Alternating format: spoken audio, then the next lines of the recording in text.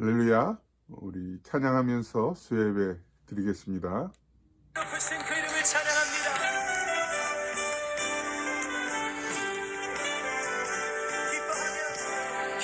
기뻐하며 즐겁게 노래 부르리 소리 높여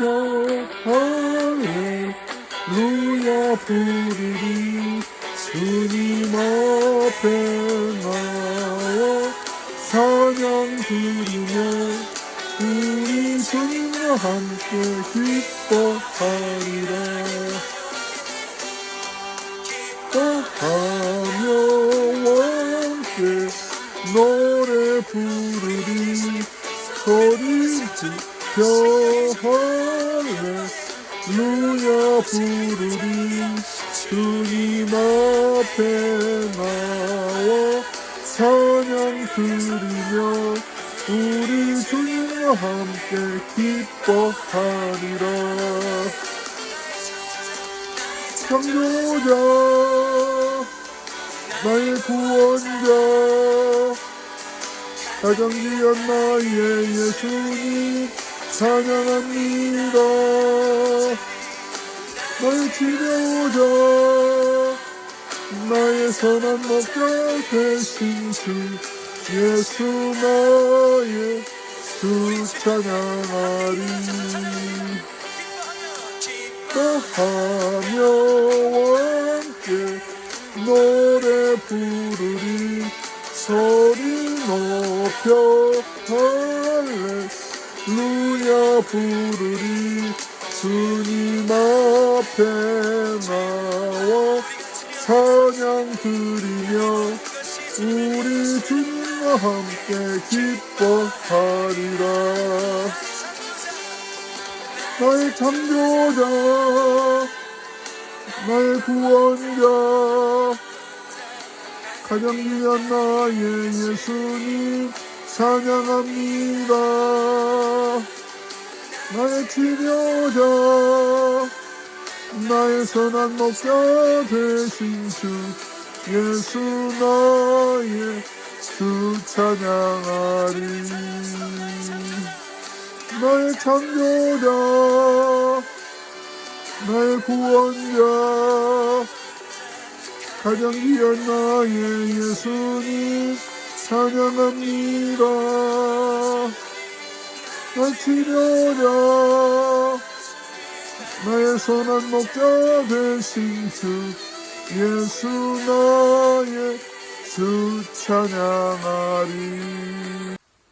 오늘 우리에게 주신 하나님의 말씀은 시편 51편 16절에서부터 19절에 있는 말씀입니다. 주께서는 제사를 기뻐하지 아니하시나니 그렇지 아니하면 내가 드렸을 것이라. 주는 번제를 기뻐하지 아니하시나이다. 하나님께서 구하시는 제사는 상한 심령이라. 하나님이여 상하고 통회하는 마음을 주께서 멸시하지 아니하시리이다. 주의 은택으로 시온에 선을 행하시고 예루살렘 성을 쌓으소서. 그때 주께서 의로운 제사와 번제와 온전한 번제를 기뻐하시리니 그때 그들이 수소를 주의 제단에 드리리이다. 아멘. 할렐루야. 지난주일 말씀에 이어서 시편 51편 마지막 결론 부분을 같이 나누려고 합니다. 다윗은 16절에서 주께서는 제사를 기뻐하지 아니하신다 이렇게 말씀합니다. 기독교는 제사의 종교인데 하나님이 제사를 기뻐하지 아니하신다? 무슨 의미일까요? 다윗은 신비로운 세계를 보았습니다. 이렇게 얘기를 꺼내면서 이 말씀을 나누려고 합니다. 신학교 입학을 하면 목회자 과정 중에 언어를 배우는 시간이 있습니다. 왜냐하면 구약과 신약이 다른 말로 각각 쓰여져 있기 때문에 그렇습니다. 구약은 히브리어로 쓰여져 있고 신약은 헬라어로 대부분이 쓰여져 있습니다. 그래서 이제 히브리어를 배우는 시간이 있었습니다. 저에게 마침 외국에서 공부하고 들어오신 교수님 한 분이 이 히브리어를 가르치셨습니다.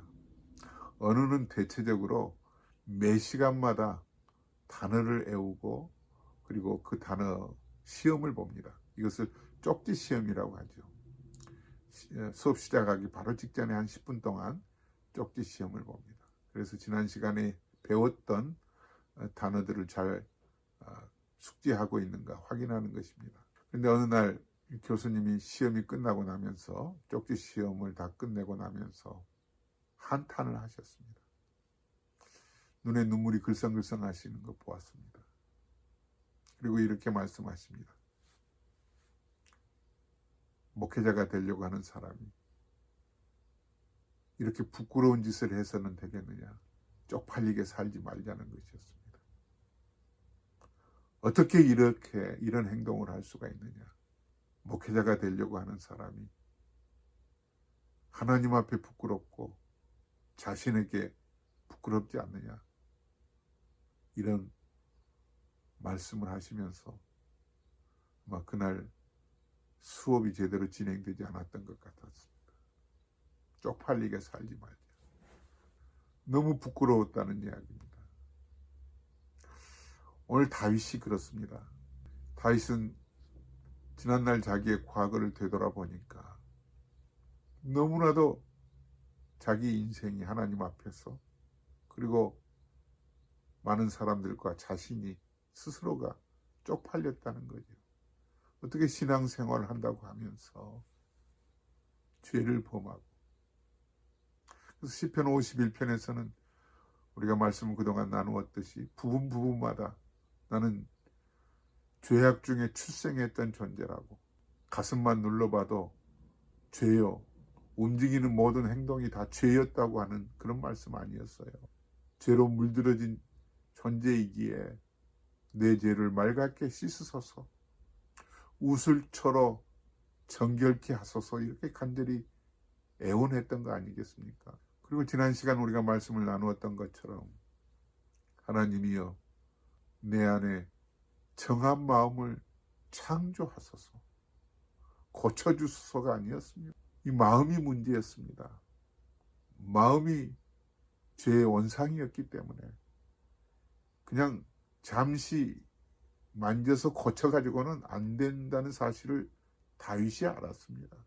창조해달라고 애원했습니다. 거짓되고 부패한 자기의 마음, 그러므로 정직한 영을 달라고 말씀을 간절히 드리면서 하나님께 구했습니다. 그리고 나서 구원의 즐거움을 회복해달라고 했습니다. 구원은 받았지만 하나님의 백성은 되었지만 소위 구원의 즐거움을 모르고 살았습니다. 그냥 마음이 바닥을 친 겁니다. 그냥 형식적인 에스겔 골짜기에 마른 뼈만 남아있던 것 같은 그런 존재였습니다. 그렇게는 신앙생활을 해서는 안 된다는 그런 마음을 다윗이 알게 되었습니다. 깨닫게 되었습니다. 소위 신앙생활을 해도 하나님 앞에서 그리고 자신에게 부끄러운 신앙생활을 했던 것을 솔직하게 털어놓은 것입니다. 자신을 보게 된 것입니다. 쪽팔린 신앙생활인 것이죠. 그리고 오늘 말씀 그 결론을 보면서 하나님께서는 제사를 기뻐하지 아니하신다. 하나님은 제사를 기뻐하신 분이십니다. 하나님이 제일 좋아하시는 것은 제사입니다. 구약은 제사로 시작을 해서 제사로 끝이 나는 하나님 앞에, 그래서 뭐 속죄제도 있고 많은 종류의 제사들이 있지 않았습니까? 그런데 왜 하나님은 제사를 기뻐하지 아니하신다고 다윗이 이렇게 강조하고 있습니까? 제사를 강조하는 거죠. 이유는 형식적인 제사 하나님이 원치 않으신다는 겁니다. 왜? 자기를 보게 된 거죠. 자기를. 부끄러운 제사 이제는 드리지 않겠다는 겁니다. 사랑하는 성도 여러분, 아브라함이나 요셉이나 구약에 있는 많은 인물들을 보면 제사로 시작을 했습니다. 아브라함의 제사 중에서 하나님이 제일 기뻐 받으셨던 제사가 창세기 22장에 나오죠. 그 제사는 역사상 가장 아름답게 기록되어 있는 제사 중에 하나입니다. 백세에 낳은 아들을 이제 장성해 가고 있는데 하나님께 바치라는 하나님의 요구가 있었습니다. 그럴 때 아브라함은 아들 이삭을 데리고 모리아 산으로 올라갑니다. 이 장면은요, 렘브란트라고 하는 화가가 한 폭의 그림으로 남기면서 더 유명한 그림이 되었고 아름다운 제사의 모습을 우리에게 보여주고 있습니다. 이렇게 하나님은 제사를 좋아하십니다. 그런데 왜 다윗은 하나님은 제사를 기뻐하지 아니하신다고 한 거예요? 알맹이 없는 껍데기만 원치 않으신다는 사실이죠.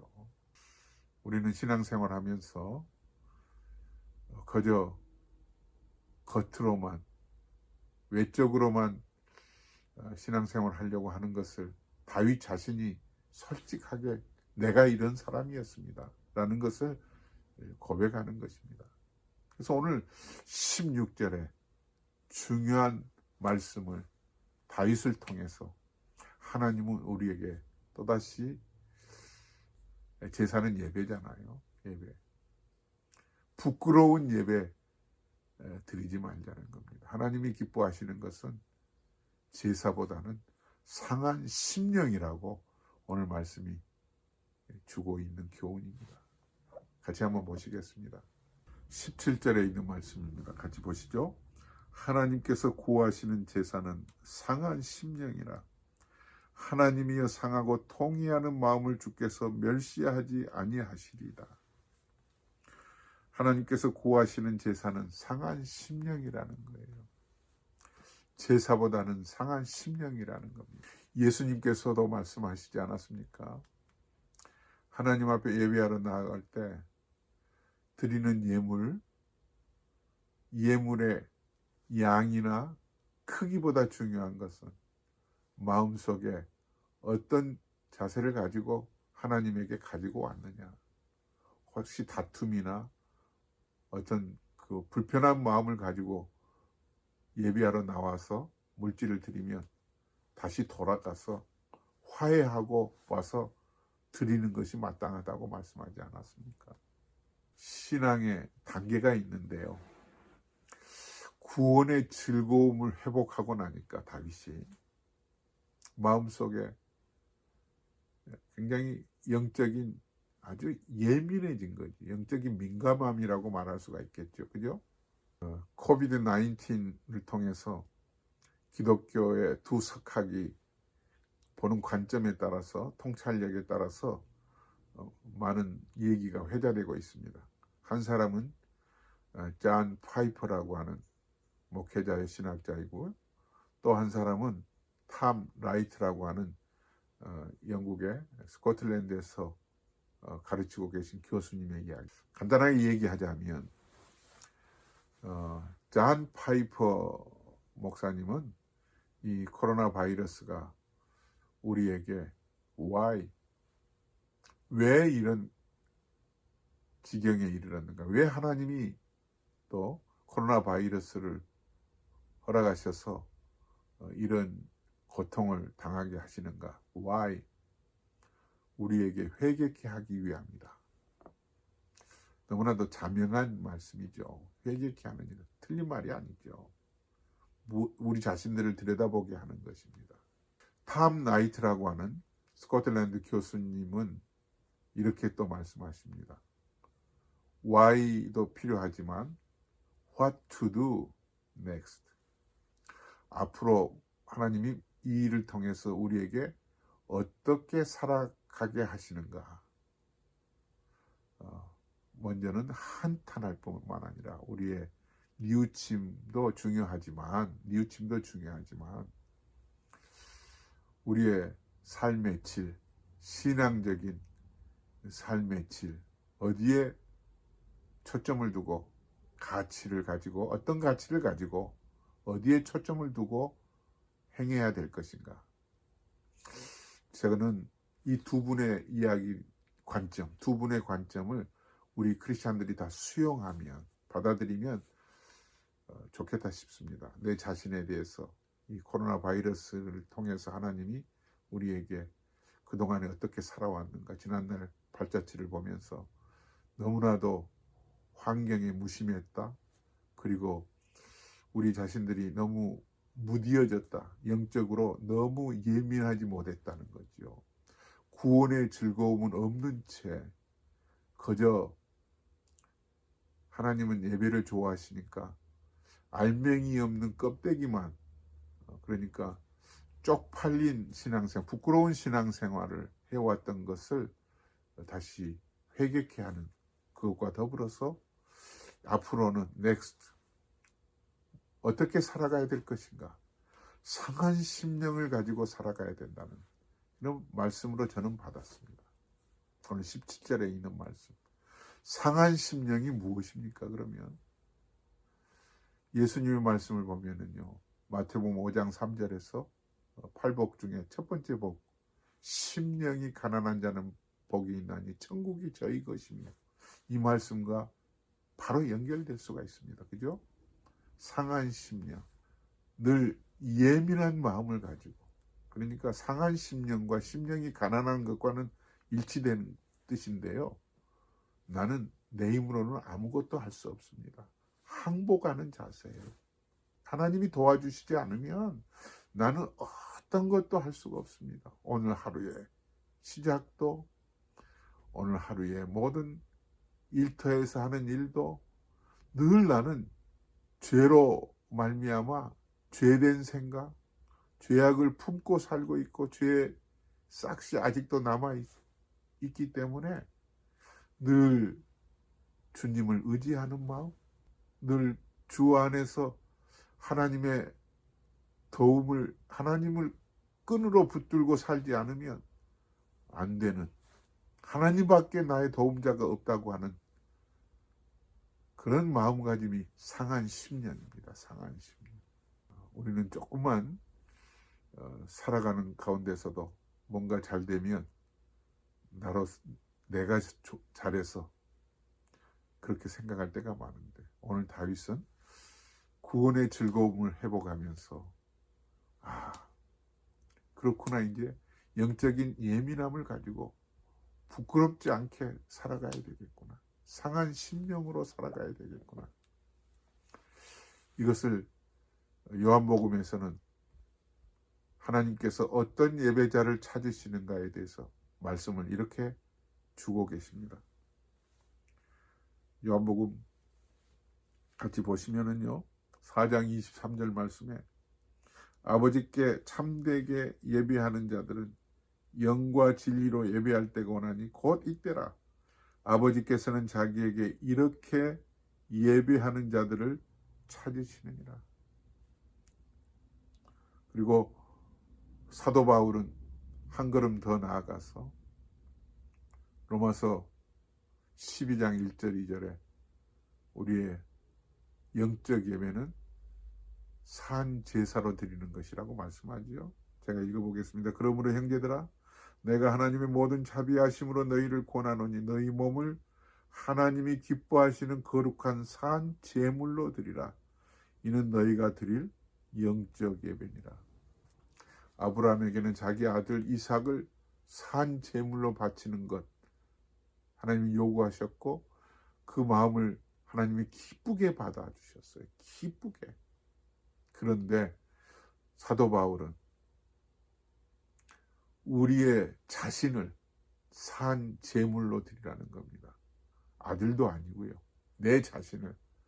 그러니 구원의 즐거움이 없이 어떻게 산 제물로 하나님 앞에 나아갈 수 있겠습니까? 그러므로 하나님께서는, 주께서는 제사를 기뻐하지 아니하신다. 이 말은 무슨 뜻이죠? 상한 심령이 없는, 진정성이 없는 신실한 그 믿음을 가지고 하나님께 드리지 아니하면 하나님 안 받으신다는 얘기입니다. 그러므로 오늘 우리가 이 말씀을 통해서 우리 사랑하는 성도 여러분, 상한 심령에 머물러 있기를 간절히 구하십시다.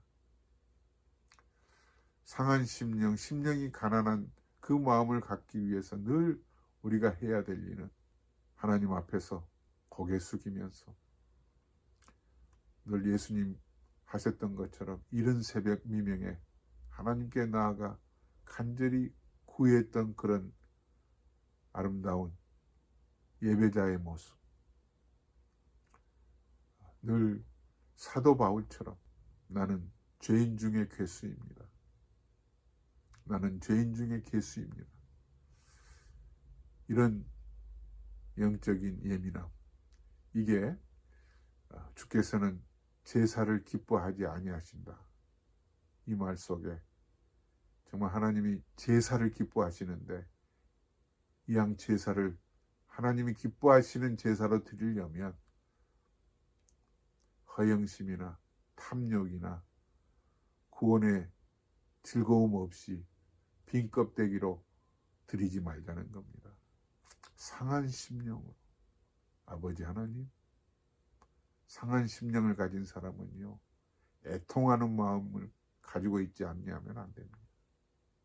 상한 심령을 가지고 있는 사람은요, 늘 하나님 앞에서 구원의 즐거움을 회복하려고 몸부림치는 사람 아니고는 불가능합니다. 상한 심령을 가진 사람은요, 내 안에 정한 마음을 창조해달라고 날마다 정직한 영을 새롭게 해달라고 구하는 구복의 태도를 갖지 않으면 불가능합니다. 사랑하는 성도 여러분, 하나님이 오늘 또 우리에게 기쁘게 제사를 드리도록 요구하시는 것은 산 제사로 우리의 몸을 하나님 앞에 드리기를 원하시는 것입니다. 이런 태도로 주님 앞에서 살아가실 수 있기를 간절히 축복합니다. 나 주님의 기쁨 되기 원하네. 찬양하고 마치겠습니다.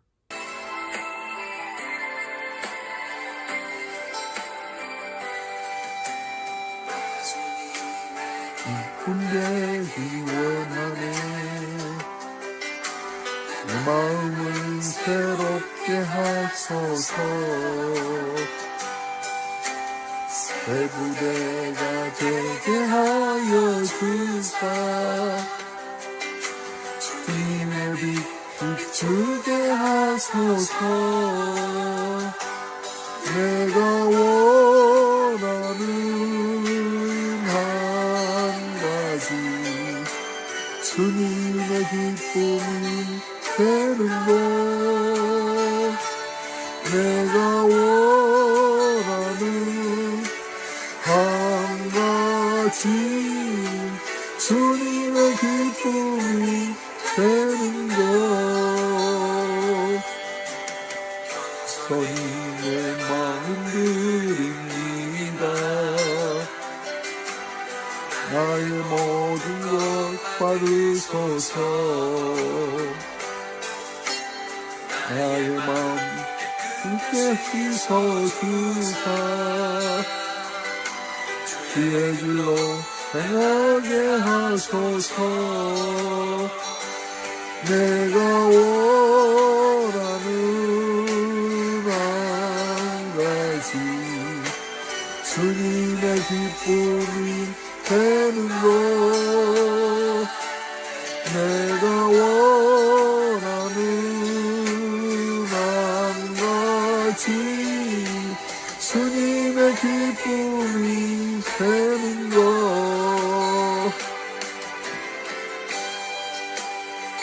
거룩하신 하나님 아버지, 은혜를 감사합니다.